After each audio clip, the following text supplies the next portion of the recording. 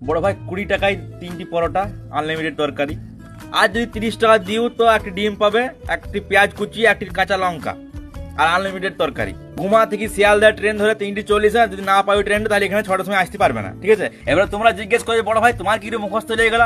কানাই পাঠা চুদা, আমি গুড্ডু লয়, আমি গান্ডু বোকা চুদা, আমি রিচার্জ করেছি না, আমি দেখছি সারাদিন হয়ে গেল, আমার 20 দিন পরে পরীক্ষায় গাড়া হই না আমার। 400 পিস পরোটা, 400 পিস পরোটা, ভাই তো পরীক্ষাতে এইটাই আসবে, লেখিলা তোমরা সবাই মুখস্থ কইলা যে কোনো পরীক্ষাতে এইটাই আসবে, এইটাই সিলেবাস এবারে 400 পিস পরোটা। আর এই ফুড ব্লগার তুমি কমেন্ট বক্স দেখিছো, মনে হচ্ছে ওয়ার্ল্ড হেলথ অর্গানাইজেশন থেকে মেসেজ করছি।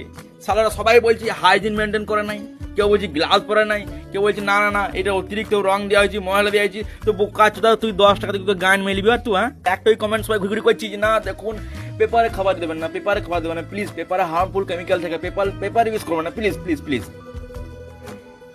মানে হারান দাদা, তুই যখন পাড়াতে যখন চপ সিঙ্গারা খেতে যাস তুই কি পিতলে বাটি নিয়ে জানি হত